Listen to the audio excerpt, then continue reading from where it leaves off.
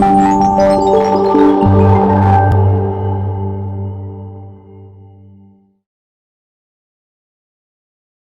right, buckle up, everybody, because today we're diving deep into some fascinating concepts. And get this, they're about Christian character and relationships. And you might not think they're all that connected, but they are, so get ready. We'll be using a book called Relationships and Triumph of Christian Character by Prosper Anang.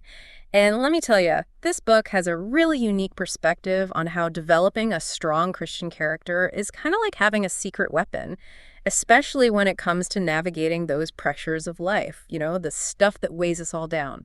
You got that right. I'm really interested in how what's inside can actually shape our experiences out in the world. Exactly. And the book gets into this by focusing on three levels of relationships. First, there's the inward, which is our relationship with ourselves. Then there's the upward, our relationship with God. And finally, there's the outward, our relationship with others. Ah, yes, those classic three, the inward, upward, and outward. It's always so interesting how they're all connected, kind of like, well, like a pyramid, I guess you could say. Yeah, like a pyramid. And the book actually argues that if you've got a shaky inward relationship, it can totally mess up your relationships with both God and other people. Makes sense if you think about it. If we haven't, taken the time to build up those qualities within ourselves, like things like love, patience, and self-control. I mean, it's got to be way harder to genuinely offer those to others when we don't even have them ourselves, right? Absolutely. So let's dig into that inward relationship a little more. The book spends some time on joy, patience, and self-control, and it calls those the essential building blocks. Now, I gotta admit, when I think about joy, I usually connect it with happiness, but the book actually says those two are different. Yeah, they definitely are. And it's so important to understand that happiness, it can be fleeting. It comes and goes. It's usually based on like what's going on around us, and that's always changing. But real joy, the kind the book talks about, it's a lot deeper, more like a wellspring or something. It's more of an interstate contentment and peace. And it doesn't depend on what's happening outside of us, right? Kind of like in Luke 10:17-23, where it talks about Jesus rejoicing in the Holy Spirit, even though he was facing some pretty tough opposition. That's such a powerful example. It shows us that joy can actually exist right alongside some really tough challenges. The source of that joy, well, it doesn't come from what's happening around us. It comes from a deep connection with God. So how do we actually get to that deep-rooted joy? The book talks about actively shifting our focus away from those fleeting sources of happiness and instead anchoring ourselves in something that lasts. Right, stuff that lasts. Yeah. Like our relationship with God, our purpose in life, things like that, eternal values. Yeah, the eternal stuff. It's about choosing joy instead of just waiting around for it to show up. And speaking of choosing, well, that brings us to our next character trait, and that's patience. The book defines patience as the ability to stay calm and just kind of roll with things when stuff is delayed or annoying. I gotta admit, patience isn't really my strongest area, especially when things aren't going how I want them to. But this book, wow, it really drove home how important patience is, and it gives three really solid reasons for why it matters so much. Oh, I'm all ears. Tell me about them. All right, so first up, the book connects patience to how God's promises actually get fulfilled in our lives. It uses the example of Abraham. He had to wait years before getting that promised son. Sometimes God's timing just doesn't match up with ours, so patience helps us stay focused and keep moving forward, even when it's tough. It's about trusting the process, even when it's not going exactly how we imagined, right? Right. Second, the book makes this point that patience is a must-have for teaching and leadership. I can definitely see that. Guiding others takes a ton of patience and understanding. Oh, yeah, absolutely. It's about meeting people where they're at, recognizing that everyone learns at their own pace, and that growth takes time. And finally, the book talks about how patience helps us get aligned with God's will. It's that surrender we talked about earlier, letting go of what we want and embracing his perfect timing. It's a beautiful picture of how patience can actually bring us closer to God. It's not just about, grinding through tough times. It's about letting those times shape us and bring us closer to him. The book also uses a great example from the Bible. Simeon from Luke 2:25-35 talk about patience. He waited years to finally see the Messiah. What an example of just unwavering faith and trust in God's timing. Yeah. It reminds us that even when we're being patient and waiting, we're not just sitting around doing nothing. We're actually growing spiritually and changing, becoming more like him. All right, you ready to tackle the third trait? The one the book says is super important for a strong inward relationship. It's self-control. And the book uses this really powerful analogy from 1 Corinthians 9.2427. It compares self-control to an athlete, like in training. I love that analogy. It captures the effort and, well, the intentionality that it takes to have self-control. It doesn't just happen magically, It takes work. It does. Discipline, mastering our actions and words, all of that. Like running the race with endurance. Yes. And the book really stresses that if we don't have self-control, well, the consequences can be pretty serious. Saying or doing things we regret, hurting our relationships, even grieving the Holy Spirit. Makes you realize that self-control isn't just about staying away from the bad stuff. It's also about creating the space for the good stuff to actually grow. It's about making choices that are in line with, with what we truly value. Choices that lead to freedom and fulfillment. Yes. The book uses a couple of powerful examples from the Bible to show what happens when self-control goes out the window. First, there's the story of Saul's disobedience in 1 Samuel 10.8, where he acts impulsively and faces some serious consequences. Right. What a warning about how not having self-control can really lead to a downfall. It shows that the choices we make, they don't just affect us, they affect everyone around us. It's like a ripple effect. Exactly. And then there's the story of John Mark in Acts 15.36-39. He ditches Paul's missionary journey, and it ends up causing a lot of damage to their relationship. Ultimately, John Mark faces rejection because he lacked self-control. It's a reminder that, what we do can either strengthen relationships or completely wreck them. And it's not always about those big traumatic actions. Even the little things like keeping our promises, it all adds up to build trust and connection with others. Wow. So those are the 3 pillars of a strong inward relationship, the ones the book highlights: joy, patience, and self-control. I was thinking about these traits in my own life, and I realized how connected they actually are. Like, I can't really be patient if I don't have at least some self-control, right? Oh, totally. In fact, the book even suggests that if you're lacking joy, well, that can make being patient a whole lot harder. They're all pieces of the same puzzle, Yeah. You need all the pieces to get the full picture. Okay, so let's shift gears a bit and talk about the upward relationship, the one with God. The book really focuses on 3 character traits as, like, the essential ones for this level. Yeah. Humility, faithfulness, and love. Those are the qualities that really bring us closer to God, the ones that let us experience His love more fully. Totally. And I think it all starts with humility. There are a lot of misconceptions about what humility really means. The book tackles some of those head on. Oh, it does. It pushes back on the idea that humility means being quiet all the time or never putting yourself out there. It says true humility is more about an inward posture, accepting God's will even when it's tough. There's this one line in the book that really hit me. Humility is a demonstration of the understanding that our thoughts and opinions aren't supreme. Wow, that's powerful. It's like letting go of that ego that always needs to be right or in control. Recognizing that God's wisdom and perspective, well, they're just way bigger than ours. And let's be honest, it's not always easy, is it? I mean, look at Jesus. Hebrews 5.7 talks about him praying so intensely, begging to be saved from dying on the cross.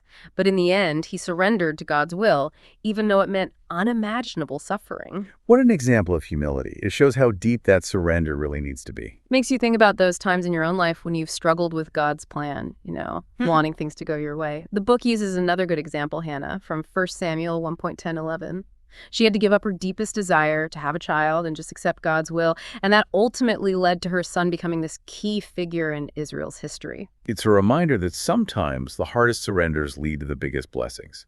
And the book makes this point that being humble, it's actually a key to having your prayers answered and getting closer to God. That's really interesting because you often hear people talking about praying boldly with confidence. But the book seems to be saying that humility comes first. Like, you can't really approach God with that kind of boldness unless you've already surrendered your own desires and plans. I think that's a really insightful point. It's about getting in sync with God's heart, seeking His will above your own. Okay, let's move on to the next trait the book talks about for the upward relationship, and that's faithfulness. It defines faithfulness as a strong commitment to doing things God's way, even when things get tough, when we face challenges and temptations. It's about sticking to our commitments, even when it's hard. It's about living a life that shows our love for God through our actions. And the book makes this really strong point that faithfulness is a reflection of God's own nature. It uses Exodus 20.5-6 as an example, where it talks about God showing love to thousands of generations of those who love Him and obey His commands. It's powerful. Faithfulness isn't just some random rule. It's part of who God is, like woven into his very being. And when we choose to be faithful, we're reflecting his character. I love that. And there's this super inspiring line in the book that says, "A life of faithfulness makes us outstanding." It makes you think about what it really means to stand out, you know? In a world that often focuses on achievements that fade away, faithfulness gives us a different kind of distinction. It's quiet strength, the kind that comes from aligning our lives with God's purpose. You're right, it's not always easy to be faithful. Take Joshua, for example, from Numbers 13:14 and Joshua 1. He stayed faithful even when everyone else was doubting, and because of that, he was rewarded. He became Moses' successor. The book actually mentions 7 possibilities, blessings that come from faithfulness. It doesn't get into the specifics, but it definitely got me curious. One possibility that really stood out to me is that faithfulness unlocks a deeper level of closeness with God. It's like the more we trust him and walk in obedience, the closer we get. Makes sense to me. Okay, the last trait the book focuses on for that upward relationship is love. And honestly, I think this one might be the most important, but it's also the one that gets misunderstood the most, don't you think? Totally agree. Love, it's a word we use all the time, but the book gives a really clear and challenging definition. It says that love isn't just a feeling, and it's not just something we show outwardly. It's about obeying God's commands. It even quotes 1 John 5:3, which says, "Loving God means obeying his commands." That's about as straightforward as it gets, but it really gets to the core of what it means to truly love God. It's about our actions lining up with our words. The book puts 2 examples side by side. Saul's disobedience in 1 Samuel 15:22-23, and Abraham's willingness to sacrifice his son in Genesis 22:22. It's a pretty stark contrast, and it shows the difference between a love that's based on convenience and a love that's rooted in surrender and obedience. Wow, that's powerful. True love often involves sacrifice. It's about putting God's will before our own wants, even when it's really hard. And the book points out something really important. God loved us first. It uses Romans 5:8, which says, "But God demonstrates his own love for us in this. While we were still sinners, Christ died for us." So our love for God, it's always a response to his love for us. Such a beautiful truth. It takes all the pressure off. We don't have to earn God's love. We just get to receive it and respond with gratitude and obedience. Okay, we've covered a lot. We talked about joy, patience, and self-control for our inward relationship. Then we got into humility, faithfulness, and love as the keys to a strong upward relationship with God. It's amazing how all of these qualities are connected. They're not just separate things. They work together to shape us and bring us closer to God. Absolutely. So you ready to head outward? We're going to see how all this translates into healthy, fulfilling relationships with others. The book puts the spotlight on peace, gentleness, and goodness as the defining characteristics of that outward relationship. I'm really curious to see how those play out and how we interact with each other, especially since it seems like those qualities are getting rarer and rarer these days. I know, right? And yet, the book says they're absolutely crucial for building strong relationships that last. Makes you wonder if all the relationship problems we see today are partly because of a lack of those virtues. That's a really interesting thought. Okay, so let's start with peace. The book makes this distinction between peace with God, which is a gift we get through Christ, and peace with others, which is something we have to work at. Right. It's like recognizing that our inner peace comes from God, but our peace with others takes effort. We have to be intentional about it. The book uses this great image to describe it. Having peace with God serves as an umpire of his perfect will in our lives. It's like our inner peace. It can guide us to make choices that create peace in our relationships. What a beautiful image. Our connection with God actually empowers us to be peacemakers in our interactions with others. I love that. And the book uses the story of Jesus paying the temple tax, even though he didn't have to, from Matthew 17:24-27. It was a way to keep the peace and avoid unnecessary conflict. What a great example. It shows how sometimes creating peace means setting aside what we think we deserve or what we want, all for the sake of harmony. It makes you think about how often we insist on being right, even when it causes division. Jesus showed us a different way. He modeled that true peacemaking often involves humility and a willingness to go the extra mile. It's about choosing unity over division. Okay, let's talk about the next trait the book focuses on for outward relationships: gentleness. And I think this one can be really hard, especially in a culture that often sees gentleness as weakness. I know, right? But the book makes it clear that gentleness isn't about being passive or timid. It's about approaching others with humility and understanding. It uses Hebrews 5.2 as an example, where it talks about how we should be gentle with those who are foolish and ignorant, just like a father is gentle with his children. It's a good reminder that we all have areas where we fall short, and we should give grace to others, just like we want God to give us grace. The book uses a great story from the Old Testament to illustrate this, the story of Abigail, Nabal, and David in 1 Samuel 25. Abigail's gentle words actually stopped a huge fight from breaking out between David and her husband Nabal, who was, well, let's just say he wasn't the wisest guy. That story is a powerful testament to how much gentle persuasion can accomplish. Sometimes a soft answer can really turn away anger. Reminds me of that proverb, a gentle answer turns away wrath, but a harsh word stirs up anger. And the book links gentleness back to how we talk, how we choose our words, especially when we're correcting someone. It brings up Galatians 6.1, which talks about restoring someone in a spirit of gentleness. Makes you think about those times when you've reacted harshly to someone and it just made things worse. Gentleness isn't about ignoring wrongdoing, but it's about addressing it in a way that protects the relationship and allows for growth and restoration. It's about speaking the truth with love. All right, let's finish up our exploration of outward relationships by talking about goodness. The book says goodness means caring for others and being kind.